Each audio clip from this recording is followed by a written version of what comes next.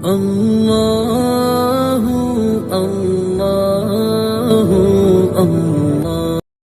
درود پاک کب کب کہاں کہاں اور کیسے کیسے کام آتا ہے۔ ایک بہت ہی خوبصورت واقعہ، بڑا ایمان افروز واقعہ ہے جو میں آپ کے سامنے پیش کرتا ہوں۔ ایک دوست نے اپنے ایک دوسرے دوست کو قرض دیا، اور جب اس نے قرض دیا تو وہ قرض ایک بڑی اماؤنٹ تھی، 3000 دینار۔ وہ ٹائم آ گیا جب اس ٹائم وہ قرض لینے کے لیے اپنے دوست کے پاس گیا کہ بھائی مجھے میرے پیسے واپس دو، تو اس نے کہا کہ پیسے تو نہیں ہے میرے پاس، میں کولیپس ہو گیا ہوں، بزنس اب میرا ختم ہو گیا ہے، میں تمہاری رقم نہیں دے سکتا۔ اس نے ایک اور ٹائم دے دیا اسے کہ ٹھیک ہے اب اتنے وقت دنوں کے بعد میں دے دوں گا۔ وہ ٹائم بھی گزر گیا، اور جب وہ ٹائم بھی گزر گیا تو اس کے بعد اس دوست نے کہا کہ اب تو پیسے دے دو بھائی، میرا ٹائم پورا ہو گیا ہے۔ پھر نہ دے سکا ٹائم۔ آخر کار معاملہ جو ہے وہ کورٹ میں چلا گیا، قاضی کے پاس چلا گیا۔ اب قاضی نے جس کو پیسے دینے تھے اس کو بلایا اور کہا کہ بھائی آپ کو اس کے پیسے دینے ہیں؟ کہتا ہے ہاں پیسے تو دینے ہیں۔ تو کہا پھر دیتے کیوں نہیں ہو؟ کہا پیسے ہیں ہی نہیں، کاروباری ختم ہو گیا ہے، قرضہ تو لیا تھا، اب میرے پاس بچا ہی کچھ نہیں ہے۔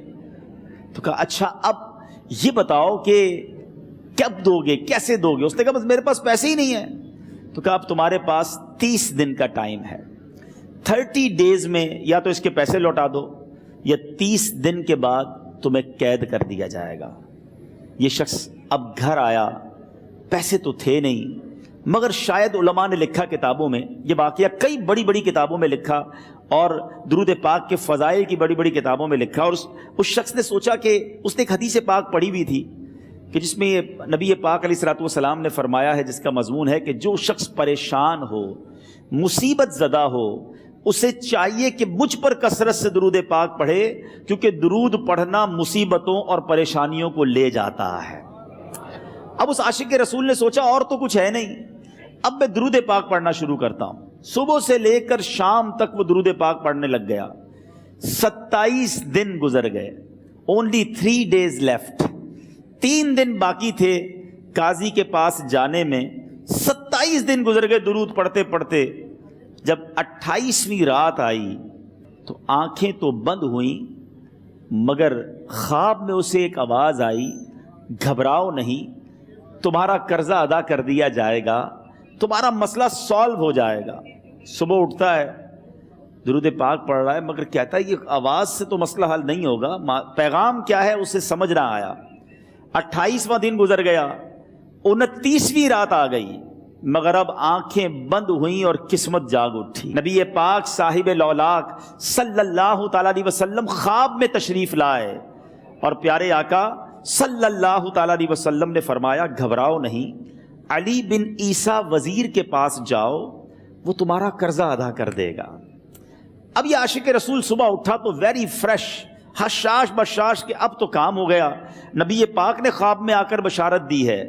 مگر پھر ذہن میں سوال آیا کہ علی بن عیسیٰ کے پاس جاؤں گا تو ثبوت کیا ہے، پروف کیا ہوگا؟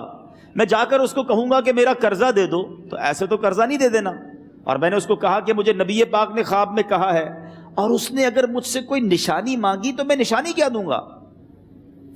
آخری دن تھا، 29واں دن تھا، وہ بھی درود پڑھتے پڑھتے گزر گیا۔ 30th نائٹ آ گئی، صبح وہ دن ہے جب عدالت میں جانا ہے۔ اب اس رات پھر نبی پاک علیہ الصلوۃ والسلام خواب میں تشریف لائے، اور آقا علیہ الصلوۃ والسلام نے فرمایا کہ علی بن عیسیٰ وزیر کے پاس جاؤ، وہ تمہارا قرض ادا کر دے گا۔ کہ حضور چلا تو جاؤں گا، لیکن اگر وزیر نے مجھ سے کوئی نشانی طلب کی تو میں کیا جواب دوں گا؟ پیارے آقا علیہ الصلوۃ والسلام نے کمال کا ارشاد فرمایا کہ علی بن عیسیٰ سے کہنا کہ تم روزانہ فجر کی نماز کے بعد 5000 بار درود پاک پڑھتے ہو، یہ راز فقط تم جانتے ہو اور تمہارا رب جانتا ہے۔ اب یہ جب صبح اٹھا تو ایک نشانی بھی مل چکی تھی۔ عدالت میں جانے سے پہلے وزیر کے دربار میں پہنچ گیا، اسے یہ ڈر تھا کہ آج پیسے نہ لوٹائے تو سزا ہو سکتی ہے۔ جب وزیر کے دربار میں پہنچا تو وزیر اپنے مشیروں کے ساتھ بیٹھا تھا۔ کہا مجھے آپ سے بات کرنی ہے۔ کہا بتاؤ کیا بات کرنی ہے؟ کہا میں ایک پیغام لایا ہوں آپ کے لیے۔ اچھا کس کا پیغام لائے ہو؟ کہا میں نبی پاک جناب محمد مصطفیٰ صلی اللہ تعالیٰ علیہ وسلم کا پیغام لایا ہوں۔ وہ عاشق رسول وزیر تھا، کہتا ہے بتاؤ میرے آقا نے کیا پیغام دیا ہے؟ کہا حضور میں 3000 دینار کا مقروض ہوں، آج آخری دن ہے اور میرے آقا نے مجھے بشارت دی ہے کہ آپ سے کہوں کہ آپ میرا قرض ادا کر دیجئے۔ علی بن عیسیٰ کہتا ہے کوئی ثبوت ہے آپ کے پاس؟ ہے کوئی دلیل بھی ہے آپ کے پاس؟ میں کیسے مان لوں کہ آپ کو نبی پاک علیہ الصلوۃ والسلام نے بھیجا ہے؟ عاشق رسول کہتا ہے خالی ہاتھ نہیں آیا، میرے آقا نے مجھے دلیل بھی عطا فرمائی ہے، مجھے ایک ایویڈنس بھی دیا ہے، اور پروف یہ ہے حضور کہ آپ روزانہ صبح فجر کی نماز کے بعد نبی پاک صلی اللہ تعالیٰ علیہ وسلم کی بارگاہ میں درود و سلام کا نذرانہ پیش کرتے ہیں۔ جب تک 5000 کا عدد پورا نہیں ہوتا آپ اس وقت تک کسی اور سے بات نہیں کرتے، اور اے وزیر صاحب یہ رات صرف آپ کو پتا ہے اور آپ کا رب جانتا ہے۔ اللہ اکبر! وہ وزیر تو جس کو کہے نا جھوم اٹھا، ایسا عاشق رسول وزیر تھا جو روزانہ صبح 5000 درود پڑھتا ہو، اس کی تو عید ہو گئی نا۔ وہ کہتا ہے مرحبا یا رسول اللہ، میرے آقا نے میرے درود قبول کر لیے، اس سے بڑھ کر میرے لیے سعادت کیا ہوگی؟ اب یہ وزیر اپنی سیٹ سے اٹھتا ہے، اپنے کمرے میں جاتا ہے، تھوڑی دیر بعد واپس آ کر اس عاشق رسول کے ہاتھ میں 3000 دینار رکھ کر کہتا ہے حضور پہلے 3000 دینار تو نبی پاک کا حکم کی میں ادب سے بجا لاتا ہوں، میرے آقا نے جو حکم فرمایا یہ 3000 دینار آپ کو پیش کرتا ہوں، حضور ایک اور 3000 دینار لیجئے۔ میرے گھر آپ آئے، اتنی اچھی خبر سنائی، آپ نے قدم رنجا فرمایا، یہ 3000 اس کا نذرانہ ہے، اور ایسا کیجئے 3000 اور لیجئے، اس سے اپنے بچوں کے لیے کچھ چھوٹا موٹا کام شروع کیجئے اور ایک وعدہ کر کے جائیے، آج کے بعد زندگی میں آپ کو جب بھی کوئی کام پڑے میں آپ کا بھائی ہوں، مجھے یہ خدمت کا موقع دیجئے گا۔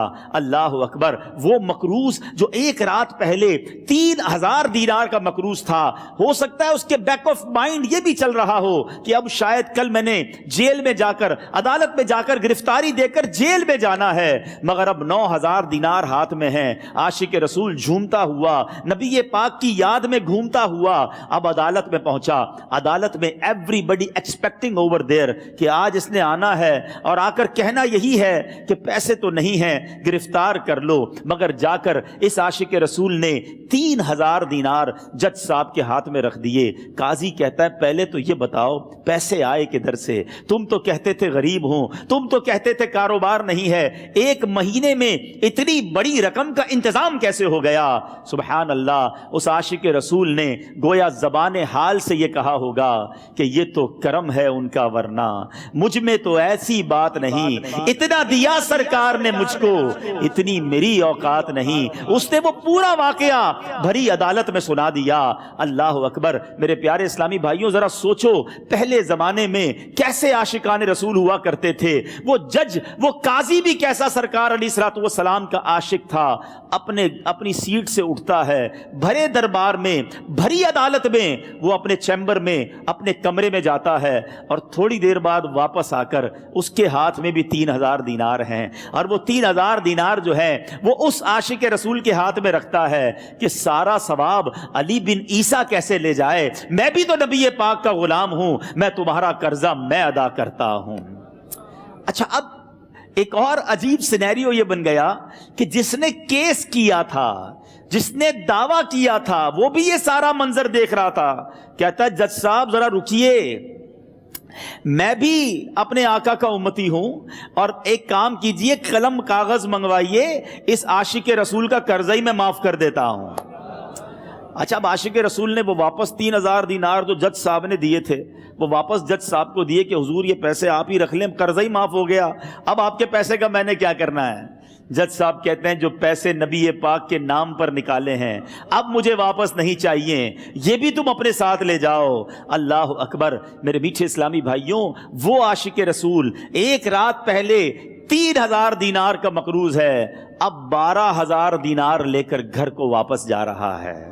اس ایک واقعے کے اندر جو ہم سب کے لیے درس ہے، جو ہم سب کے لیے پیغام ہے، شاعر لکھتے ہیں نا، دکھوں نے تم کو جو گھیرا ہو تو درود پڑھو، दुखों ने तुमको जो घेरा हो तो दुरूद पढ़ो, जो हाजिरी की तमन्ना हो तो दुरूद पढ़ो। आज हम बहुत सारी प्रॉब्लम्स में होते हैं। यहाँ भी हो सकता है मेरा कोई भाई बीमार बैठा हो, कोई कर्जे में डूब गया हो, किसी का कोई बिजनेस प्रॉब्लम चल रहा हो, कोई फैमिली इशू में डिस्टर्ब हो।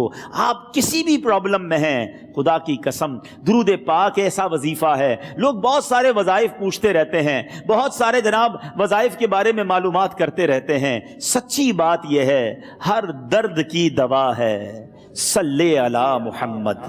हर दर्द की दवा है सल्ले अला मुहम्मद।